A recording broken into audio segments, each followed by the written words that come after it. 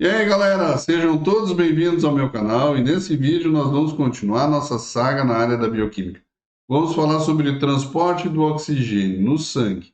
Vocês sabiam que a PO2 arterial abaixo de 60 milímetros de mercúrio em um paciente em repouso que esteja respirando ar ambiente é conhecido como insuficiência respiratória?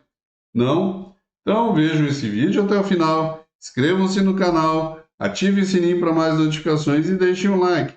Faça seus comentários, isso é fundamental para o crescimento e melhoria do conteúdo. Agora, sem mais enrolação, vamos pôr esse vídeo no forno.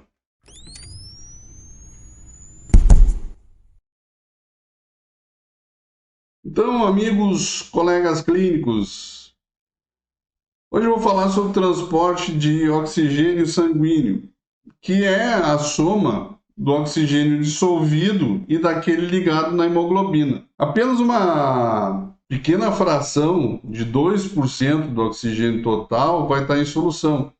E ele é diretamente proporcional à PO2 arterial, que é um fator importante capaz de afetar a quantidade de oxigênio ligado na hemoglobina na forma de oxihemoglobina.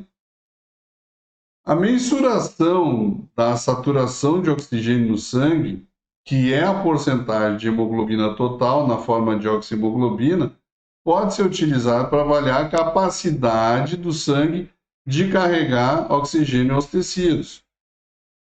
O transporte de oxigênio aos tecidos ele vai ser influenciado por alguns fatores como concentração de oxigênio no ambiente, a disponibilidade de oxigênio no ambiente afeta diretamente a pressão parcial de oxigênio nos pulmões e, por consequência, a quantidade de oxigênio que é absorvida pelos pulmões e transportada aos tecidos.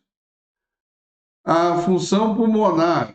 Qualquer condição que afete a função pulmonar, como doenças respiratórias, redução da capacidade pulmonar ou diminuição da taxa de ventilação pulmonar, pode comprometer a absorção adequada de oxigênio e seu transporte para os tecidos.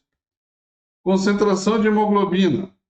A quantidade e a qualidade da hemoglobina disponível para transportar oxigênio são cruciais. Baixos níveis de hemoglobina, como na anemia, ou alteração na sua estrutura, como na anemia falciforme, podem afetar a capacidade de transporte de oxigênio. O fluxo sanguíneo. A adequada perfusão sanguínea nos tecidos é essencial para o transporte do oxigênio. E qualquer condição que afete o fluxo sanguíneo, como problemas cardíacos ou obstruções vasculares, também podem comprometer a chegada do oxigênio aos tecidos. A afinidade da hemoglobina pelo oxigênio. Essa pode ser influenciada por fatores como pH, temperatura, concentração de CO2 e a concentração de íons de hidrogênio, que vai impactar na capacidade da hemoglobina em se ligar ou liberar o oxigênio. Um nível de atividade metabólica tecidual. Os tecidos com mais atividade metabólica têm uma maior demanda de oxigênio. Durante exercícios físicos intensos ou situações de estresse, os tecidos eles aumentam a demanda de oxigênio, resultando então numa maior necessidade de transporte de oxigênio. Quando a PO2 arterial está alta, acima de 75 milímetros de mercúrio, a hemoglobina no sangue ela vai estar quase totalmente saturada de oxigênio. E medidas de saturação de oxigênio não vão ser normalmente necessárias. De fato, as medidas de saturação de oxigênio não são amplamente disponíveis fora de algumas unidades de tratamento intensivo. Em pacientes expostos a monóxido de carbono, seguidos pela inalação de fumaça, a PO2 pode dar uma falsa indicação de quantidade de oxigênio que está sendo transportado no sangue, porque o monóxido de carbono se liga à hemoglobina com maior facilidade do que o oxigênio. Quando as necessidades metabólicas excedem o estoque de oxigênio, as células ativam a glicólise, anaeróbica e vão produzir ATP. E também vão produzir ácido lático. A mensuração da concentração de lactato sérico pode mostrar evidências adicionais sobre a oxigenação adequada dos tecidos.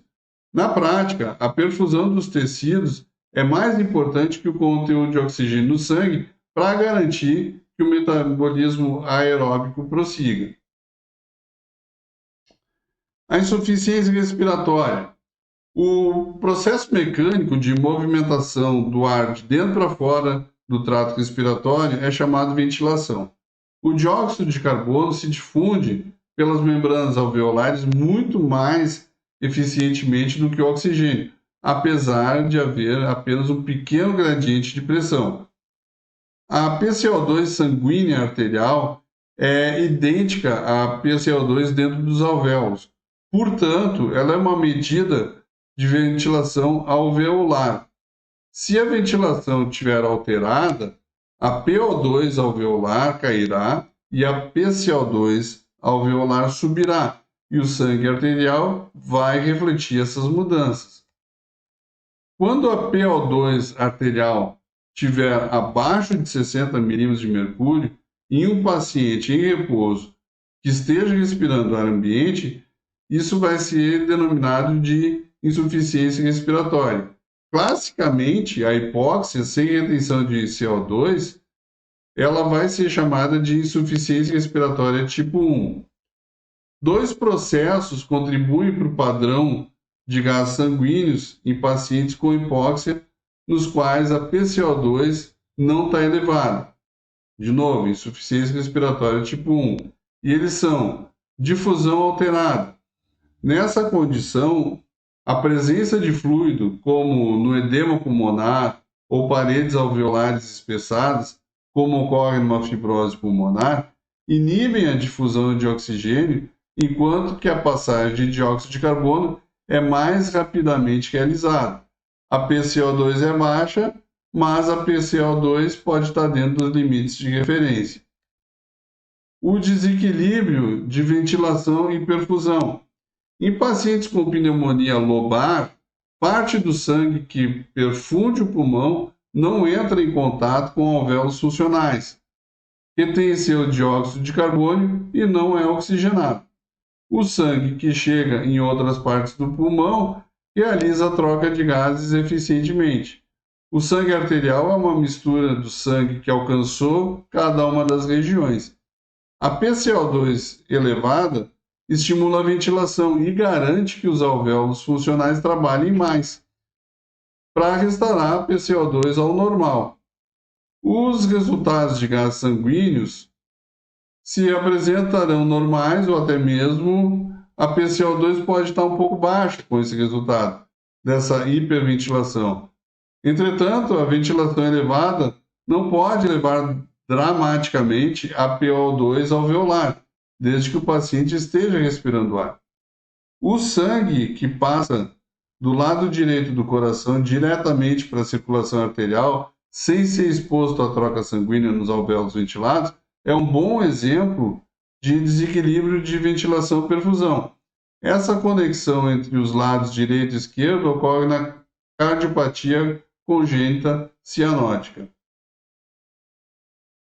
Também temos a hipóxia com retenção de dióxido de carbono, que é chamada de insuficiência respiratória tipo 2. A hipóxia com PCO2 elevado indica a ventilação reduzida e a troca gasosa alterada. Ela pode ser vista em pacientes com pneumonia brônquica ou bronquite crônica. E a terapia com oxigênio? Em todas as doenças respiratórias, a terapia com oxigênio é um aspecto vital do tratamento do paciente. Mas tem que ter cuidado, né? Alguns pacientes com bronquite crônica tornam-se insensíveis à estimulação respiratória pelo dióxido de carbono. Essa insensibilidade pode se desenvolver ao longo de muitos anos e, apesar da hipóxia existente, mantém a respiração. O tratamento desses pacientes com altas concentrações de oxigênio serve apenas para reduzir ainda mais a respiração. A PCO2 se eleva, a acidose piora e o paciente pode entrar em coma. Para finalizar uma nota clínica, a oximetria de pulso é um método acurado e não invasivo de avaliar a saturação de oxigênio. A hemoglobina oxigenada e reduzida absorve luz em diferentes comprimentos de onda. Se a luz desses comprimentos de onda passa através de um vaso sanguíneo, a proporção de hemoglobina oxigenada pode ser calculada. A oximetria de pulso apenas permite a medida de sangue em pulsação, permitindo resultados próximos aos valores arteriais. Bom, gente, não se esqueçam de se inscrever no canal, deixa aquele like bacanérrimo para encher meu coração de alegria. Fiquem com Deus, permaneçam bem, permaneçam seguros e até o próximo vídeo.